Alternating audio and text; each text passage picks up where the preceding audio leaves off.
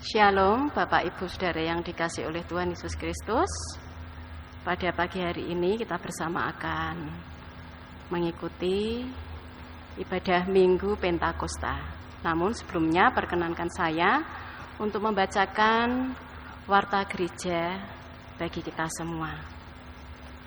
Warta gereja Minggu tanggal 23 Mei tahun 2021. Yang pertama, hari ulang tahun warga jemaat.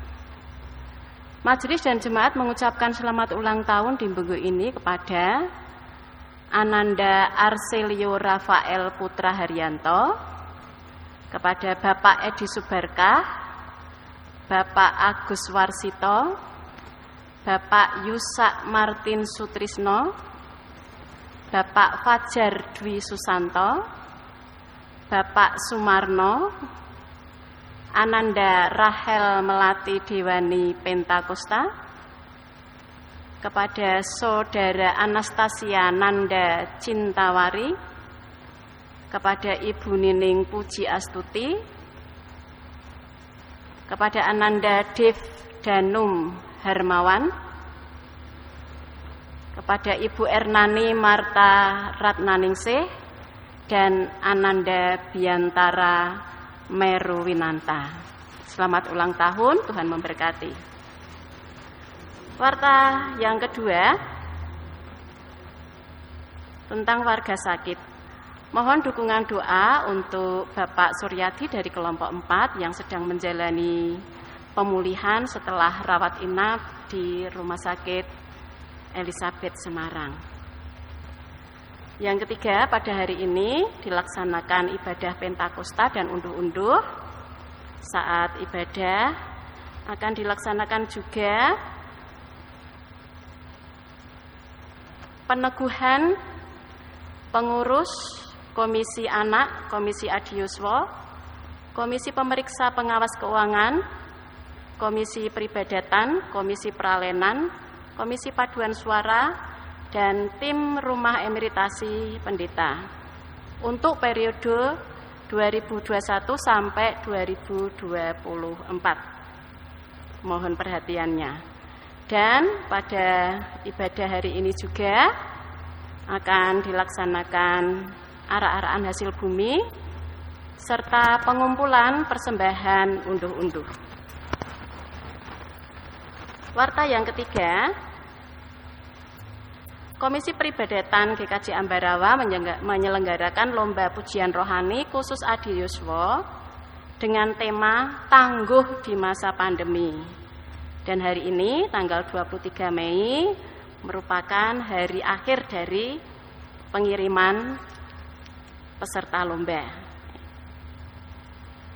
Warta selanjutnya yaitu warta yang keempat. Majelis GKJ Ambarawa telah menerima persembahan 2 buah kipas angin serta pemasangannya. Persembahan dari salah satu warga kelompok 2. Majelis beserta seluruh jemaat mengucapkan terima kasih, kiranya Tuhan memberkati. Selanjutnya berita duka. Pada hari Sabtu tanggal 15 Mei 2021 telah dipanggil Tuhan almarhum Bapak Sutopo Seman dan sudah dimakamkan pada hari Minggu tanggal 16 Mei di Banyu Biru. Majelis beserta seluruh jemaat turut berbela sungkawa. Semoga keluarga yang ditinggalkan diberikan kekuatan dan penghiburan dari Tuhan sendiri. Demikian Bapak Ibu warta gereja pada pagi hari ini. Untuk warta selengkapnya Bapak Ibu bisa membaca di warta gereja yang sudah disediakan di pintu masuk gereja. Mari kita persiapkan hati kita akan memasuki ibadah Minggu Pentakosta. Saat hening untuk kita.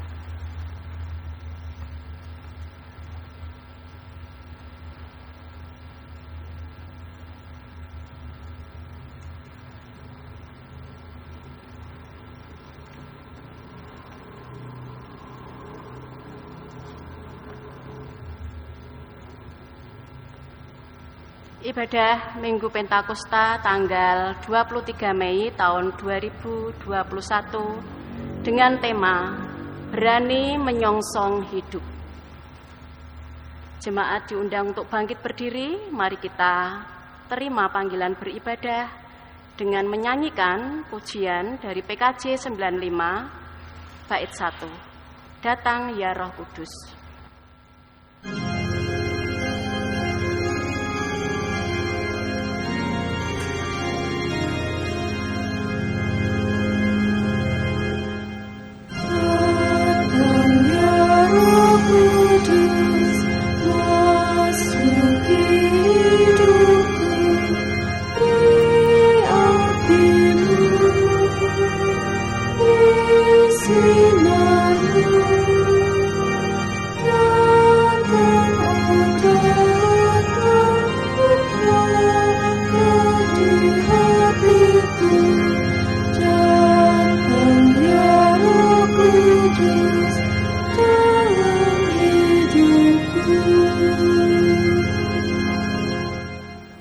Ibadah Minggu Pentakosta ini kita sucikan berdasarkan pengakuan kita demikian. Tuhan yang menciptakan langit dan bumi adalah sumber pertolongan kami. Kasih karunia dan damai sejahtera dari Allah Bapa kita dan Tuhan Yesus Kristus ada pada saudara sekalian. Amin.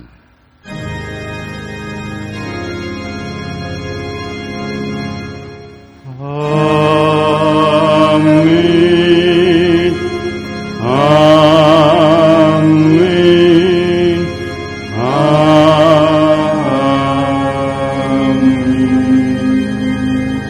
Dipersilakan duduk.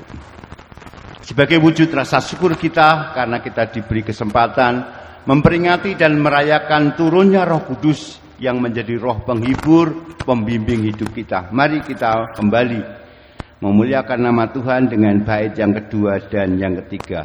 Kaulah penolongku, kaulah penghiburku.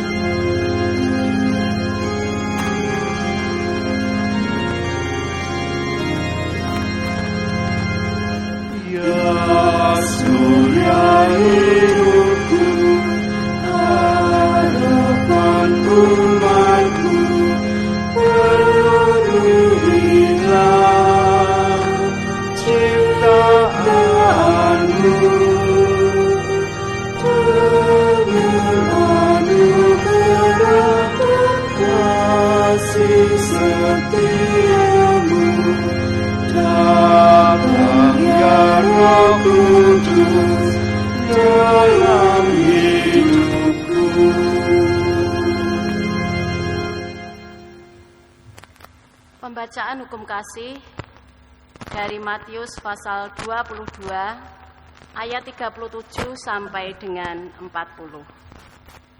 Jawab Yesus kepadanya, "Kasihilah Tuhan Allahmu dengan segenap hatimu dan dengan segenap jiwamu dan dengan segenap akal budimu. Itulah hukum yang terutama dan yang pertama. Dan hukum yang kedua yang sama dengan itu ialah, kasihilah sesamamu manusia seperti dirimu sendiri. Pada kedua hukum inilah tergantung seluruh hukum Taurat dan kitab para nabi." Mari Bapak Ibu Saudara, kita mengakui keberadaan kita, ketidakmampuan kita untuk mengekspresikan kasih kita kepada Tuhan dan sesama. Mari kita ungkapkan melalui nyanyian penyesalan dosa dari Kidung Jemaat nomor 236, bait 1 dan 3. Roh Kudus sinarilah.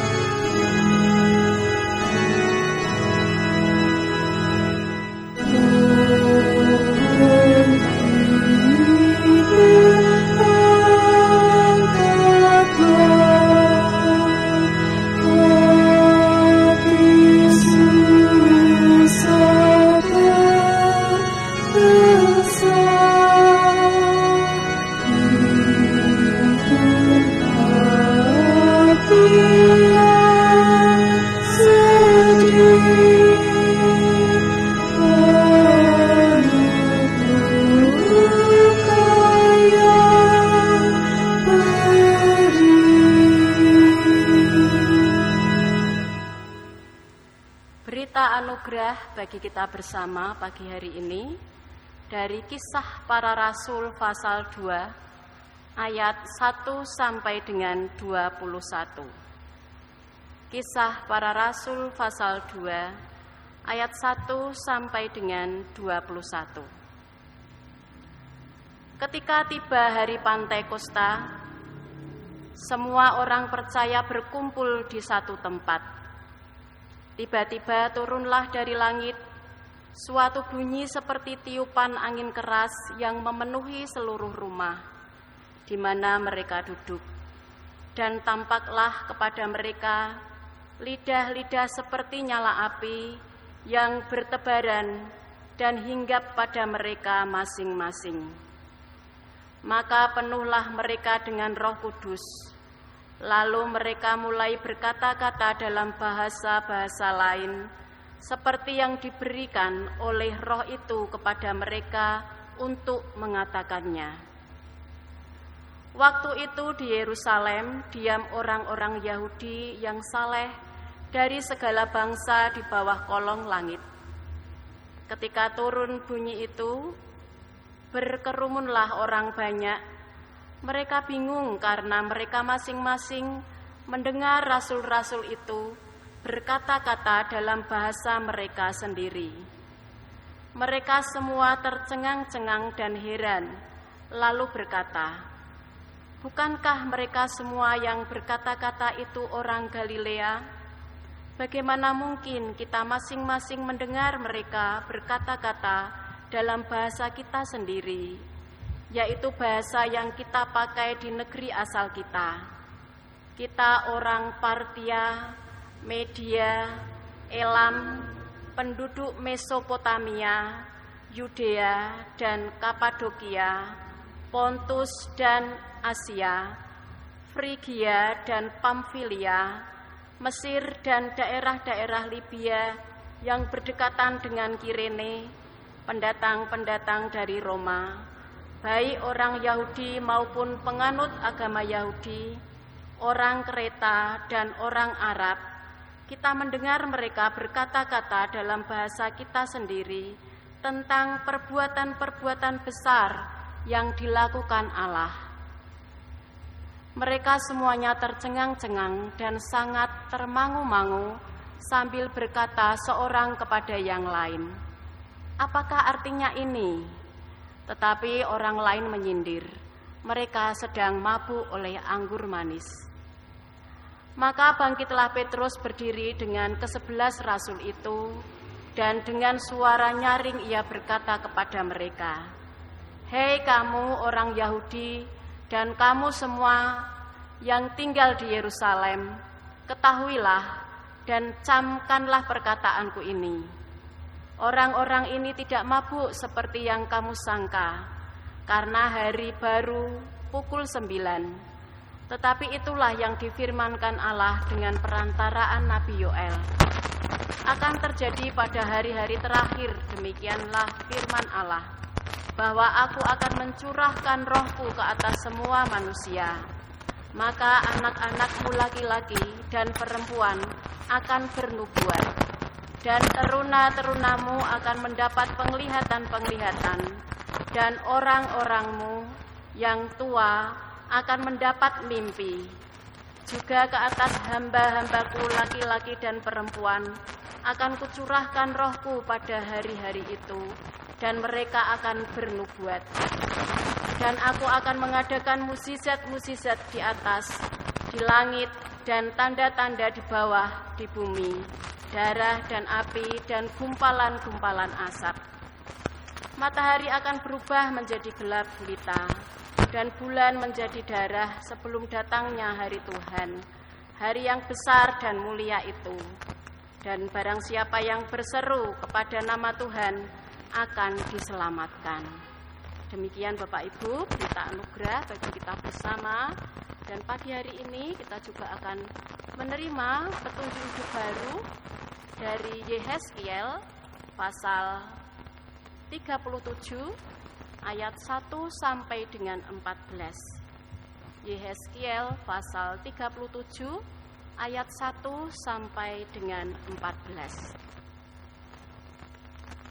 Lalu kekuasaan Tuhan meliputi aku, dan ia membawa aku keluar dengan perantaraan rohnya, dan menempatkan aku di tengah-tengah lembah, dan lembah ini penuh dengan tulang-tulang. Ia membawa aku melihat tulang-tulang itu berkeliling-keliling, dan sungguh amat banyak bertaburan di lembah itu. Lihat, tulang-tulang itu amat kering. Lalu ia berfirman kepadaku, "Hei anak manusia, dapatkah tulang-tulang ini dihidupkan kembali?" Aku menjawab, "Ya Tuhan Allah, Engkaulah yang mengetahui." Lalu firman-Nya kepadaku, "Bernubuatlah mengenai tulang-tulang ini, dan katakanlah kepadanya, hei tulang-tulang yang kering, dengarlah firman Tuhan. Beginilah firman Tuhan Allah kepada tulang-tulang ini. Aku memberi nafas hidup di dalammu, supaya kamu hidup kembali. Aku akan memberi urat-urat padamu, dan menumbuhkan daging padamu. Aku akan menutupi kamu dengan kulit, dan memberikan kamu nafas hidup, supaya kamu hidup kembali. Dan kamu akan mengetahui bahwa akulah Tuhan." Lalu aku bernubuat seperti diperintahkan kepadaku. Dan segera sesudah aku bernubuat, kedengaranlah suara, sungguh suatu suara berderak-derak, dan tulang-tulang itu bertemu satu sama lain. Sedang aku mengamat-amatinya, lihat, urat-urat ada dan daging tumbuh padanya. Kemudian kulit menutupinya, tetapi mereka belum bernafas. Maka firman-Nya kepadaku, "Bernubuatlah kepada nafas hidup itu.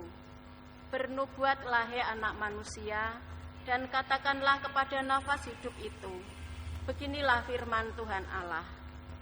Hai nafas hidup, datanglah dari keempat penjuru angin, dan berhembuslah ke dalam orang-orang yang terbunuh ini, supaya mereka hidup kembali." Lalu aku bernubuat seperti diperintahkannya kepadaku, dan nafas hidup itu masuk di dalam mereka, sehingga mereka hidup kembali. Mereka menjejakkan kakinya, suatu tentara yang sangat besar. Firman-Nya kepadaku, "Hei anak manusia, tulang-tulang ini adalah seluruh kaum Israel. Sungguh, mereka sendiri mengatakan, tulang-tulang kami sudah menjadi kering, dan pengharapan kami sudah lenyap. Kami sudah hilang. Oleh sebab itu, bernubuatlah dan katakan kepada mereka, beginilah firman Tuhan Allah. Sungguh aku membuka kubur-kuburmu dan membangkitkan kamu, hei umatku, dari dalamnya, dan aku akan membawa kamu ke tanah Israel. Dan kamu akan mengetahui bahwa akulah Tuhan, pada saat aku membuka kubur-kuburmu dan membangkitkan kamu, hei umatku, dari dalamnya. Aku akan memberikan rohku ke dalammu, sehingga kamu hidup kembali, dan aku akan membiarkan kamu tinggal di tanahmu. Dan kamu akan mengetahui bahwa aku Tuhan yang mengatakannya dan membuatnya. Demikianlah firman Tuhan. Demikian Bapak Ibu, berita anugerah dan petunjuk hidup baru bagi kita bersama. Mari kita sanggupi seraya kita bangkit berdiri dan menyanyikan nyanyian kesanggupan dari Kidung Jemaat 231 bait 1 dan 2.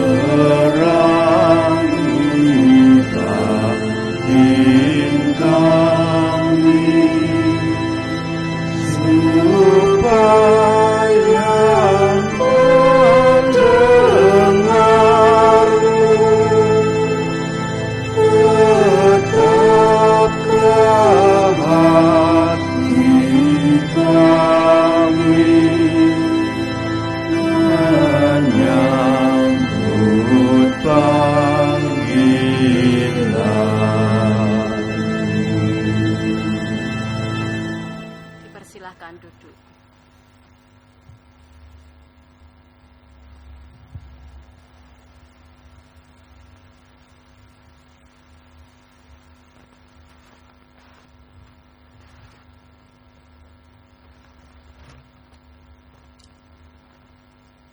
Bapak Ibu yang terkasih, tibalah saatnya kita menghanturkan persembahan. Sebagai ayat pengantar terambil dari Mazmur pasal 104 ayat 24 sampai dengan 34, dilanjutkan 35b.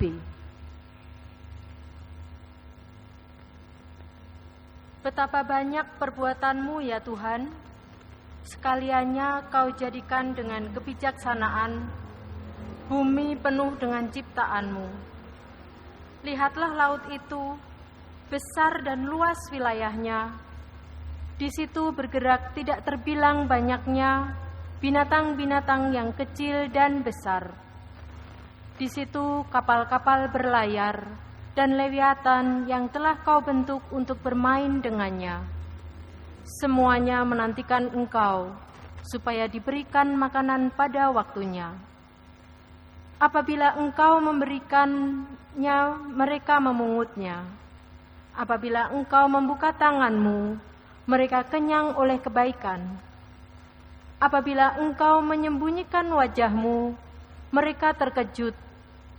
Apabila Engkau mengambil roh mereka, mereka mati binasa dan kembali menjadi debu. Apabila Engkau mengirim roh-Mu, mereka tercipta, dan Engkau memperbaharui muka bumi.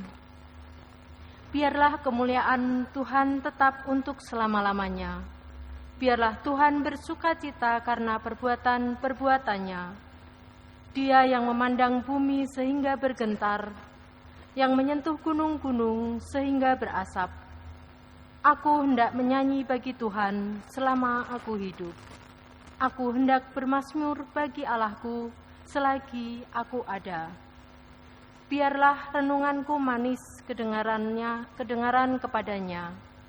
Aku hendak bersukacita karena Tuhan, dan biarlah orang-orang fasik tidak ada lagi. Marilah kita mengumpulkan persembahan, sembari kita memuji nama Tuhan dengan Kidung Jemaat 241, bait 1 dan 3. Inilah hari ke-50.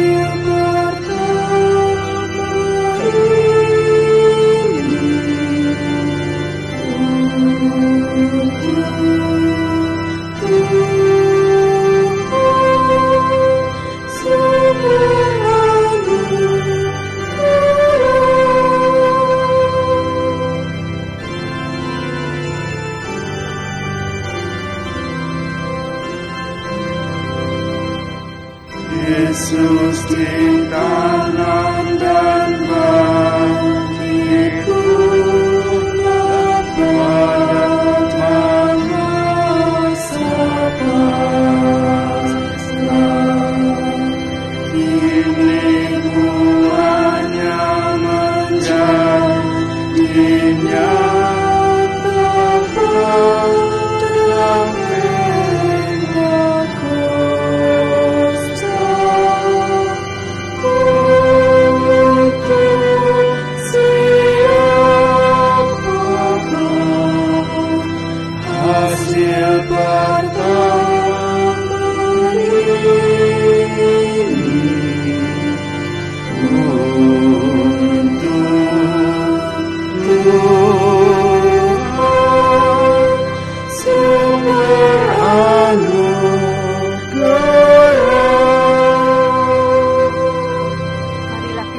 berdiri, kita persembahkan dalam doa.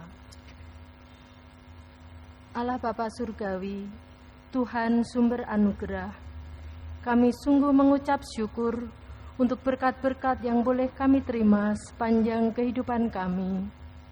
Pada kesempatan yang indah ini Tuhan, kami mempersembahkan sebagian dari berkat-Mu yang luar biasa melimpah di dalam kehidupan kami.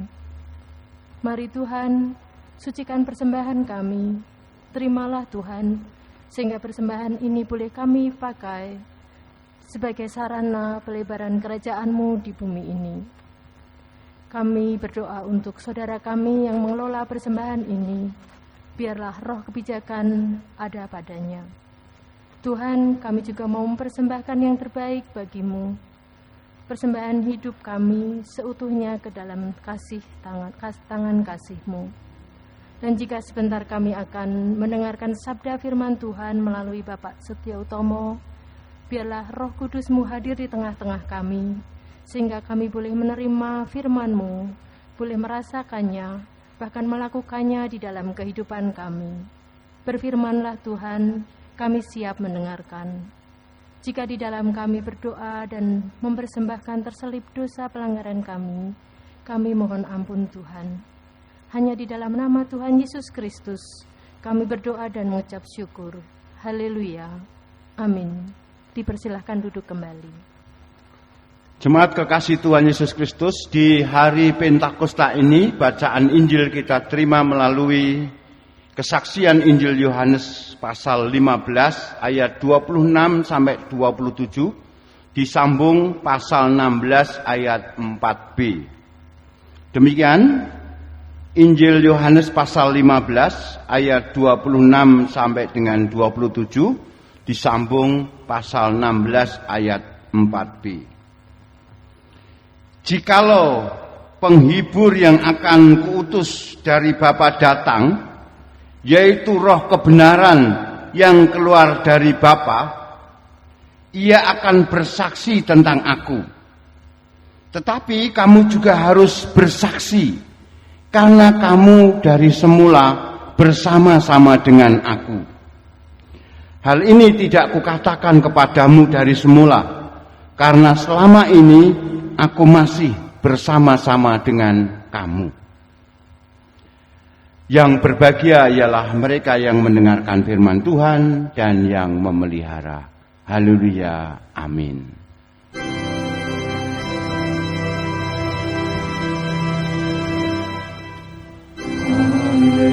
Haleluya, haleluya, haleluya.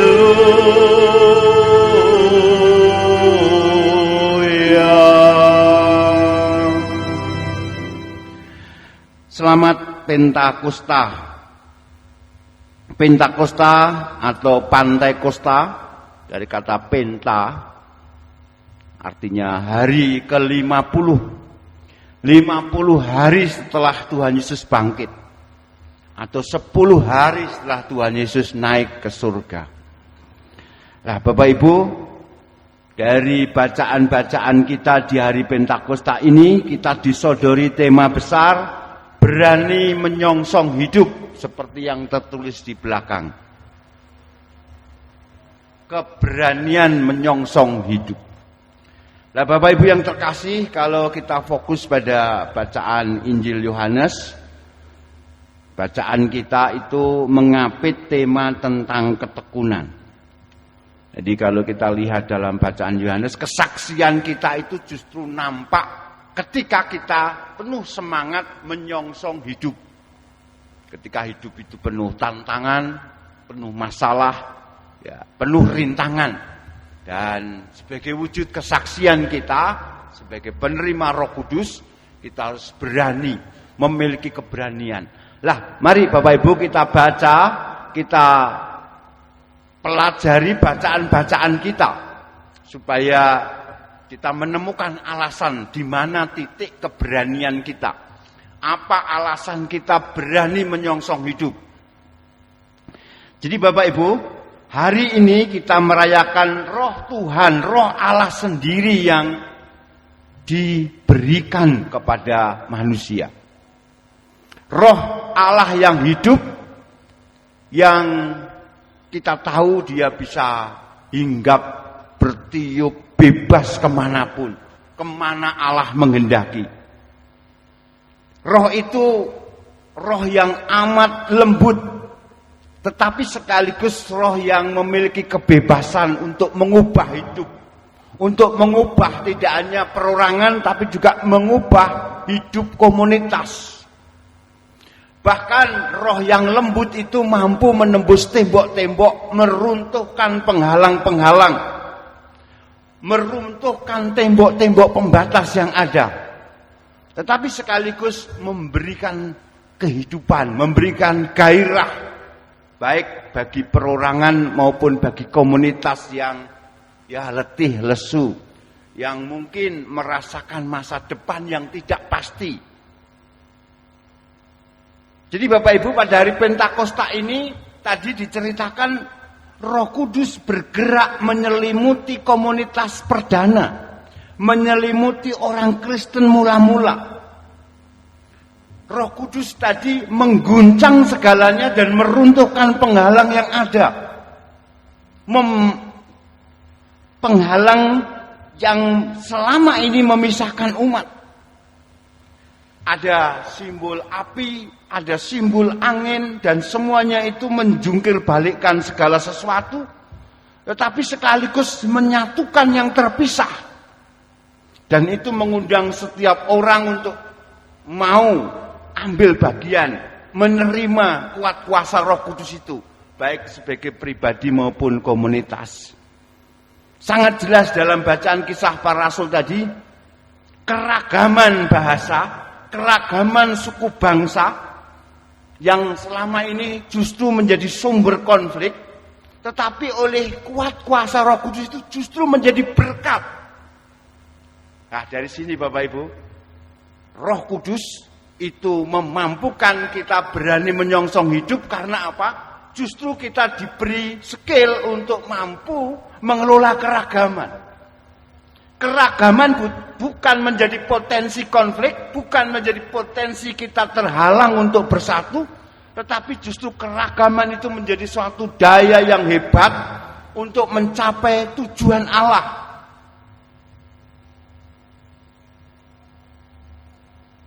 Jadi dalam Pentakosta ini sekali lagi, keragaman bukan menjadi alasan keterasingan. Keragaman bukan membuat orang harus terpaksa keluar atau masuk, tidak. Keragaman tidak membuat orang merasa diri rendah atau tinggi, tidak.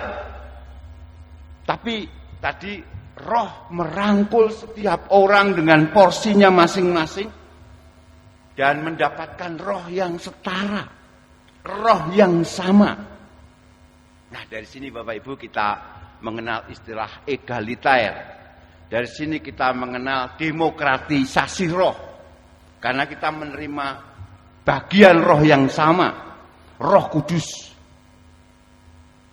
Nah, Bapak Ibu yang terkasih, cerita tentang Pentakosta di mana roh tadi hadir dan menginspirasi semua orang, ini memang agak sulit kalau kita jejerkan dalam kategori rasionalitas kita. Kisah Para Rasul tadi itu sungguh merupakan suatu pengalaman mistis yang justru mengajak kita untuk berani memikirkan momen-momen transendental, momen-momen ilahi, momen-momen spiritual bagi kehidupan kita pribadi maupun jemaat kita. Mengapa saya katakan ini tidak atau jauh dari rasional kita? Karena Pentakosta ini adalah hari suci yang menantang kita untuk menjadi spiritual tapi sekaligus religius. Jadi kita benar-benar mengharapkan yang ilahi, yang rohani itu tidak hanya dalam kehidupan pribadi kita, tapi juga dalam kehidupan komunitas beragama kita. Karena apa? Kalau kita mengharapkan yang spiritual dan kita mengharapkan yang religius, maka kita akan menerima kuat kuasa Roh Kudus itu, dan kuat kuasa Roh Kudus itu akan membawa vitalitas, membawa kehidupan dalam kehidupan kita pribadi dan juga dalam kehidupan komunitas kita. Karena tadi diceritakan Pentakosta membawa kebaruan. Pentakosta membawa pembaharuan. Dan untuk pembaharuan itu kita membutuhkan energi. Energi itu datang dari Roh Kudus itu sendiri. Bapak Ibu yang terkasih, kita semua pada dasarnya memiliki kemampuan yang sama untuk mengalami pengalaman ilahi, pengalaman transendental, pengalaman spiritualitas. Bahkan dalam kehidupan sehari-hari, seseorang bisa menemukan hal-hal yang ilahi itu. Nah, di momen Pentakosta ini Bapak Ibu, ini memberi kesempatan kita yang seluas-luasnya untuk mencoba memadukan antara yang rohani, yang mistis tadi, yang spiritualitas tadi, dengan yang rasional. Memadukan yang transendel, yang ilahi itu, dengan kehidupan sehari-hari yang kita jalani. Karena kita tidak tahu kapan roh itu diberikan, kapan roh itu bertiup, dan kapan hati kita mau terbuka. Kita hanya bisa berseru, datanglah ya Roh Kudus, datanglah ya Roh Kudus, beri kami kekuatan, beri kami penyembuhan, satukan kami. Jadi Bapak Ibu, kalau kita tertantang untuk memahami masa Pentakosta ini sebagai momen transendental dan kehidupan sehari-hari, itu terwujud ketika kita memakai gereja kita. Gereja kita saat ini dipanggil untuk menjadi laboratorium pengalaman spiritual. Artinya apa? Gereja kita menjadi terbuka untuk setiap bisikan ilahi. Gereja kita harus menjadi gereja yang terbuka tangannya menyambut sentuhan dan bisikan ilahi, menyambut yang bersifat mistis, sambil mengkaitkan yang ilahi itu dalam pengalaman sehari-hari, sehingga terjadi perubahan secara sosial, sehingga terjadi kepedulian terhadap yang lain. Ini caranya Bapak Ibu. Jadi kita benar-benar bisa mengkonkretkan Pentakosta ini, manakala gereja bisa kita jadikan laboratorium pengalaman yang spiritual itu kita konkretkan dalam yang rasional dalam kehidupan sehari-hari. Itu nyata dalam panggilan petunjuk hidup baru dalam bagian kitab Yeskiel tadi Bapak Ibu. Kitab Yeskiel itu tentu sangat kontekstual di masa sekarang ini. Tidak hanya di luar gereja, bahkan di dalam gereja sendiri muncul pertanyaan besar di masa pandemi ini. Jemaat kita seolah-olah mulai meragu-ragukan masa depannya. Sehingga tadi layak kalau pertanyaan Yeskiel itu menjadi pertanyaan kita bagi setiap orang percaya. Bisakah tulang-tulang kering ini hidup lagi? Karena tadi dalam penampakan Yeskiel diperhadapkan pada sebuah lembah dan ada tulang-tulang kering berserakan. Itu menggambarkan kehidupan yang tanpa gairah, tanpa semangat. Tidak ada keberanian menyongsong hidup. Semuanya serba tertutup. Seolah-olah melakukan ini gagal, melakukan itu gagal. Nah, pertanyaan yang sama ini menjadi nubuatan untuk gereja kita, untuk kita semua. Bisakah tulang-tulang kering ini hidup lagi? Dan diceritakan tadi dalam Yeskiel, lalu Roh Allah menghidupkan segala tulang-tulang kering. Kejadiannya sama seperti kesaksian kitab Kejadian. Ketika Roh Allah itu melayang-layang di bumi, lalu memisahkan antara yang terang, yang gelap, lalu menciptakan segala makhluk. Nafas Roh itu bergerak di atas air, lalu menertibkan kekacauan alam perdana, alam primordial ketika bumi itu masih campur aduk. Dan akhirnya kalau kita lihat dalam kesaksian Kejadian, Roh itu membawa kehidupan yang baru, yang tertata, yang harmonis. Padahal sebelumnya adalah situasi yang campur aduk, tidak karuan-karuan. Atau kalau gambarkan seperti tulang tadi, tulang itu sudah berserakan, tanpa nyawa, tanpa semangat, tanpa gairah. Nah Bapak Ibu, dari kesaksian Yeskiel ini sekali lagi, ini yang menjadikan kita berani menyongsong hidup. Roh Allah nyata-nyata membawa harapan di tengah-tengah keputusasaan. Roh Allah membawa harapan di tengah-tengah ketakutan dan kekhawatiran kita tentang masa depan kita, tentang diri kita, tentang lembaga kita. Inilah selayaknya yang harus menjadi message utama, pesan utama setiap orang percaya. Inilah yang harus dibawa di masa pandemi. Saya berkali-kali mengatakan orang Kristen itu cocok untuk situasi pandemi. Karena dia memiliki roh. Dia menerima roh. Dia membawa pesan kehidupan. Dia membawa pesan semangat menyongsong kehidupan.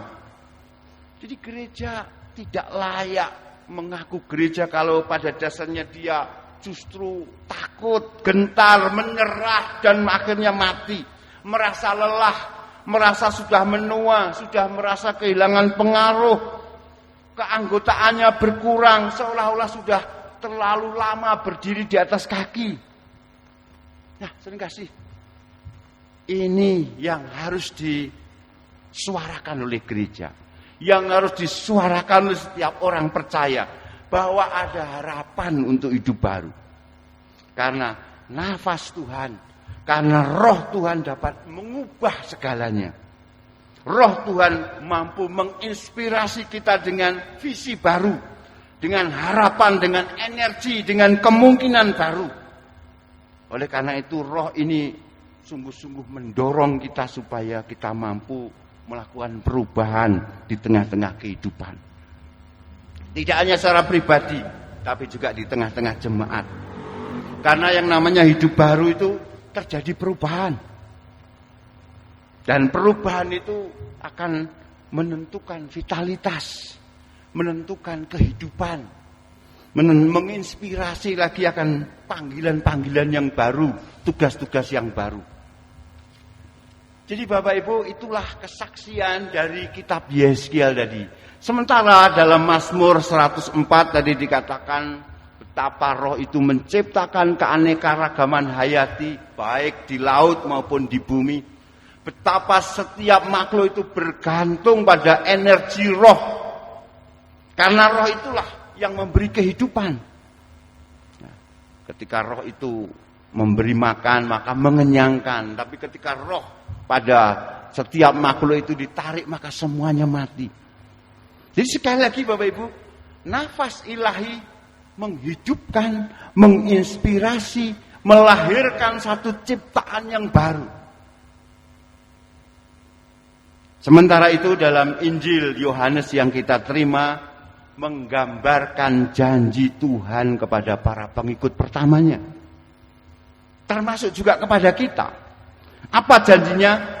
Roh akan memberi kita hikmat di masa kini dan selama-lamanya. Karena roh itu akan berdiam di dalam kita.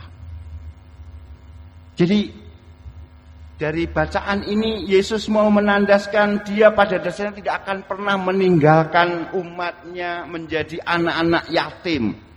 Tidak akan pernah meninggalkan orang percaya sendirian. Orang percaya itu akan menerima karunia ilahi. Bahkan ketika Tuhan Yesus sudah tidak ada di bumi, dikatakan ada pembela yang agung, ada penghibur, ada benteng hidup yang kokoh yang kita miliki. Bapak Ibu yang terkasih, roh yang kita terima baik sebagai pribadi maupun sebagai komunitas memang nanti akan berhadapan dengan roh kegelapan yang muncul dalam budaya yang ada di sekitar kita. Mungkin roh yang menginspirasi vitalitas, menginspirasi semangat, keberanian itu akan bertabrakan dengan norma-norma masyarakat. Roh yang sejati akan membuka tabir nilai-nilai yang palsu. Roh akan memberi kita suatu nilai yang baru, memberikan visi yang baru, memberikan kemungkinan yang mungkin tak terduga.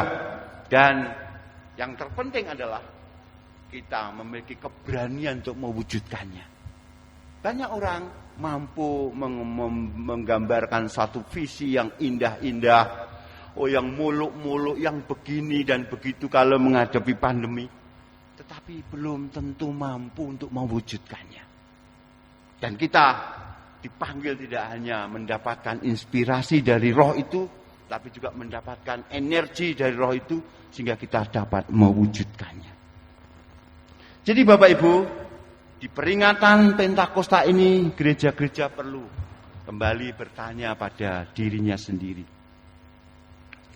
Penglihatan baru apa yang kita butuhkan di saat ini?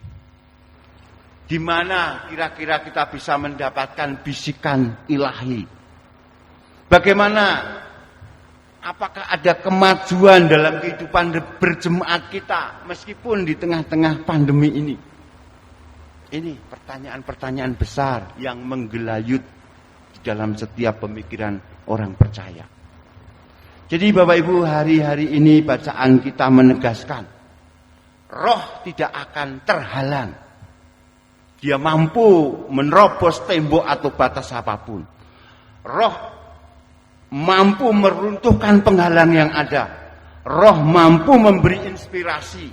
Roh mampu menerangi, memberi hidup. Roh hadir di dalam diri orang percaya.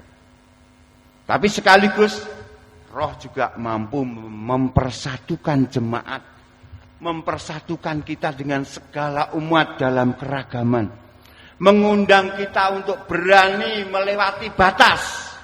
Selama ini mungkin batas-batas itu kita anggap tabu, kita harus berani melewati itu demi menyambut yang lain. Demi yang lain juga dapat mendapatkan roh seperti yang menjadi khotbah Petrus tadi. Roh Tuhan sungguh memberikan hikmat tidak hanya pada saat ini, tapi juga di masa-masa mendatang yang menantang. Inilah Bapak Ibu titik pijak mengapa kita memiliki keberanian menyongsong hidup. Amin. Saat teduh untuk kita.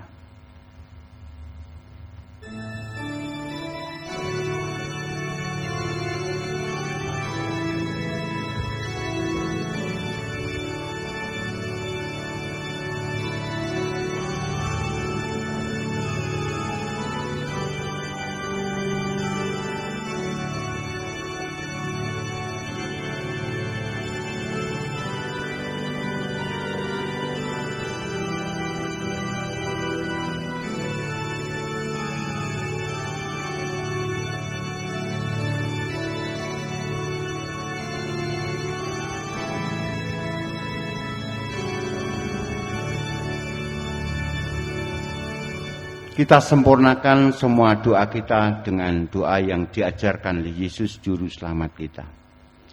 Bapa kami yang di surga, dikuduskanlah namamu, datanglah kerajaanmu, jadilah kehendak-mu di bumi seperti di surga.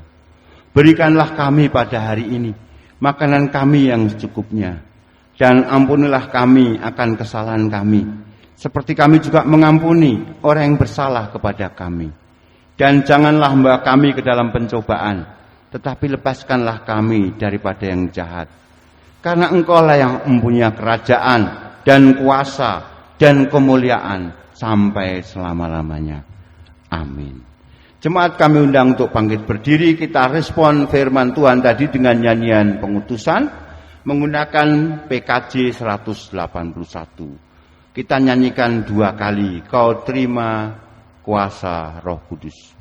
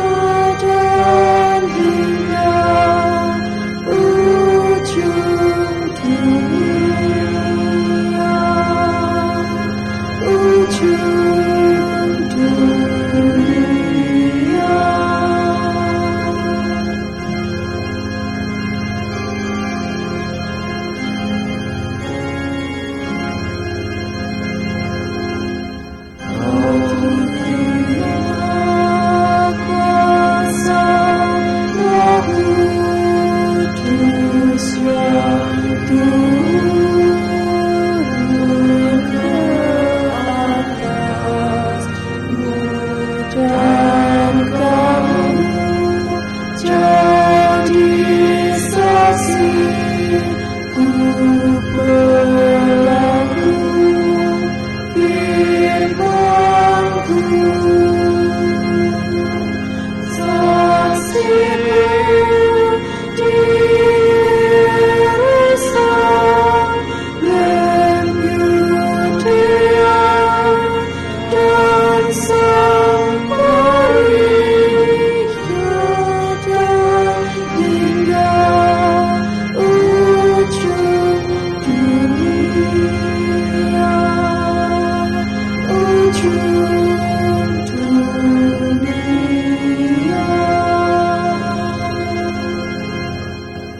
jemaat yang terkasih, bersama-sama dengan umat percaya di segala tempat, marilah kita memperbaharui iman kita dengan mengaku iman rasuli bersama-sama.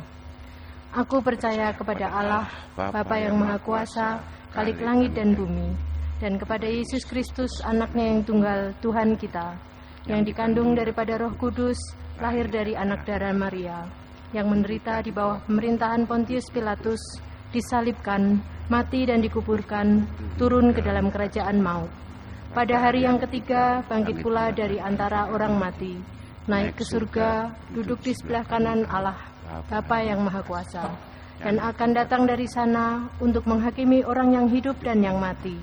Aku percaya kepada Roh Kudus, gereja yang kudus dan am, persekutuan orang kudus, pengampunan dosa, kebangkitan daging, dan hidup yang kekal.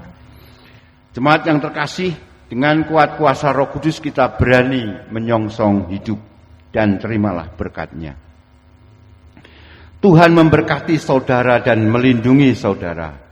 Tuhan menyinari saudara dengan wajah-Nya dan memberi saudara kasih karunia.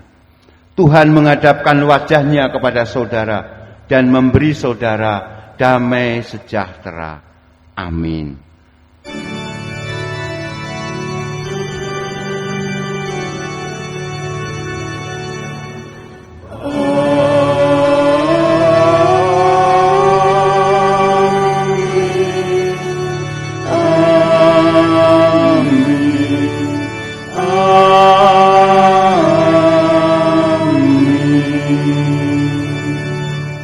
Kita akhiri dengan nyanyian penutup PKJ 131 bait yang ketiga. Ku yakin Tuhan tuntun langkahku.